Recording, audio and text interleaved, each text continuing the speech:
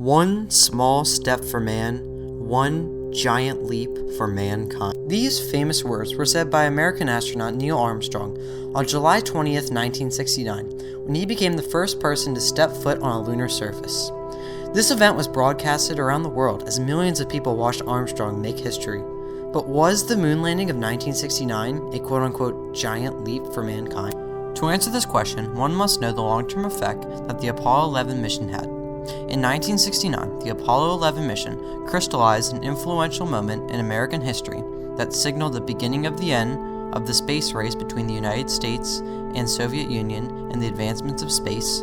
It perfected previous space technology and ideas from the past and opened the door for future space explorations. The origins of sending people to the moon did not originate in the United States, nor did it originate in the same century as the moon landing. It all started in 1609 when a 17th century astronomer known as Galileo Galilei looked through his telescope and determined that the moon was a solid object. He drew many sketches and shared his ideas around the world. Following Galileo's discovery, numerous science fiction novels were written about people traveling into space and to the moon. A standout being The Trip from Earth to the Moon, written in 1865 by Jules Verne. This novel highlighted the rocket, a vehicle that could be launched into space with a person inside of it. But in 1865, the technology was not available, but the concept was still there. This novel proved to be very influential because it showed that works of fiction can influence the modern day. In 1903, Russian scientist Konstantin Tsversky created the rocket formula. This proved that space travel was plausible and in the near future. In the 1940s, the Nazi Party used small rockets for military purposes. But one of their greatest achievements had to be the V-2 rocket, or Vengeance Weapon 2, the most influential rocket of all time, that could be launched halfway into the Earth's orbit. This rocket was created by Wernher von Braun, a German engineer whose creation was 30 years ahead of its time and proved to be a technical achievement, but also a weapon of mass destruction. Once World War II was over and the Nazis lost, von Braun's blueprints and ideas were surrendered to the United States, but also sought after by the Soviet Union. Unlike most Nazi officials, von Braun was more interested in improving his technology and science than serving Hitler, so he surrendered to the Americans with ease and came to America to become the technical engineer of the U.S. Ordnance Guided Missile Project and became chiefly responsible for the nation's space program. Now with von Braun working with the United States, it seemed that the Americans had the best space program in the world, but Russia had a trick up its sleeve. During the mid-1950s, a period of time known as the Cold War was taking place. The Cold War was between the United States and the Soviet Union over the idea of communism, nuclear weapons, and the course of space. Tensions rose when the Soviet Union created Sputnik, the world's first satellite and man-made object into space, in 1957. The Americans feared that the Soviets could use this technology for nuclear warfare.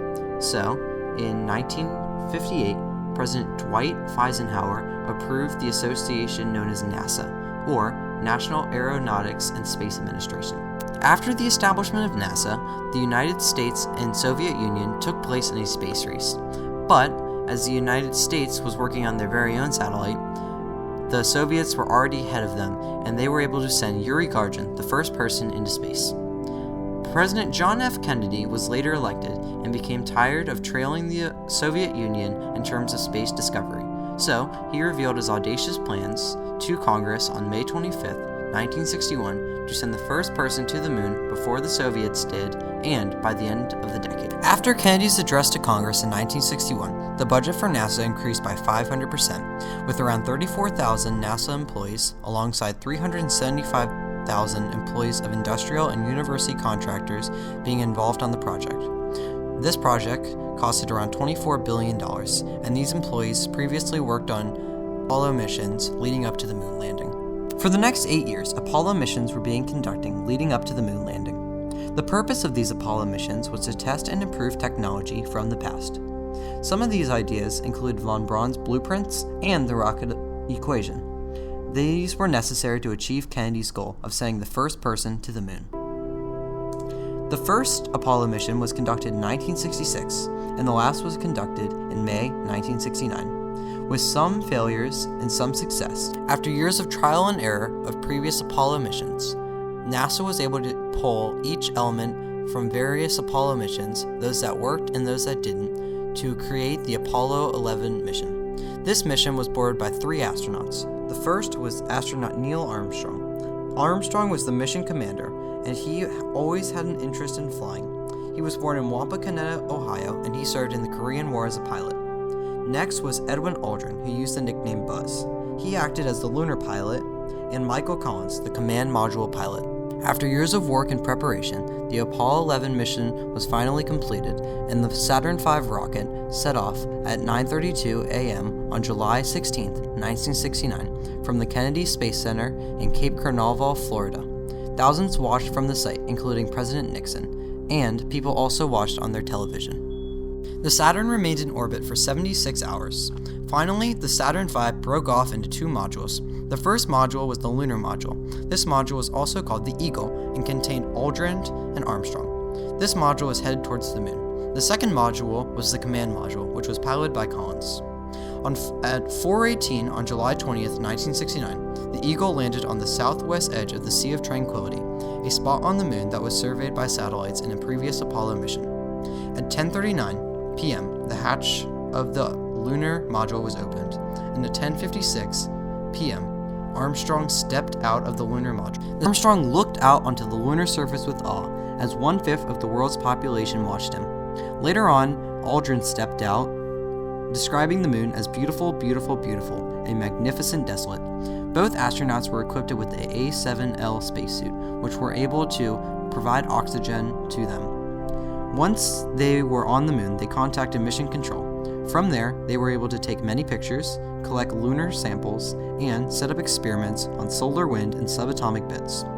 From there, they did 2 very noteworthy things. They were able to place the very iconic American flag and place a plaque. Aldrin and Armstrong stayed on the moon for a couple hours, where they slept, and the next day they rejoiced with Michael Collins in the command module. From there, they prepared their trip home, a journey that was 338,518 miles away from home. They landed in the Pacific Ocean near Hawaii. They stayed in their module for a couple hours until a helicopter was able to pick them up and take them off to Georgia. President Nixon watched them, and Mission Control in Houston cheered with glee, along with the rest of the world, including Russia. It was a proud moment in American history. The Apollo 11 crew became instant celebrities and appeared on various TV shows and radio stations. This mission made astronauts American heroes and were treated with much respect. Following the Apollo 11 mission, 5 other Apollo missions occurred, but the Soviets never did find success. But they did realize that the United States could be used as a resource for future space explorations when they proved themselves capable with the Apollo 11 mission. So, on July 21st, 1975, the Apollo-Soyuz mission occurred, ending the space race between a handshake between an American astronaut and a Soviet astronaut. This also created a space alliance for the United States in the future. The United States now had the best space program in the entire world, all because of the Apollo 11 mission and the publicity that it was able to attract. Since the Apollo 11 mission succeeded all goals and expectations, NASA flourished with new projects and priorities after the Apollo 11 mission.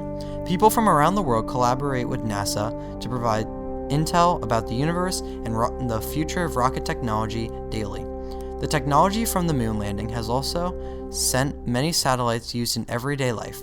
Also, the ongoing mission to Mars and sending droids to other planets would not be possible if man did not go on the moon first. The moon was just a first stop of many space explorations that will go on until the end of mankind. The moon landing of 1969 was indeed a giant step for mankind.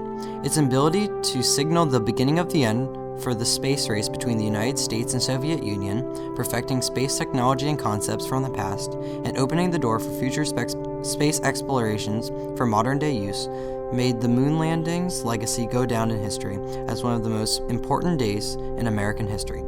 The moon landing was the first stop for man to explore other planets, exchange new technologies and concepts to achieve these goals, and encounter new worlds to expand and evolve the human race.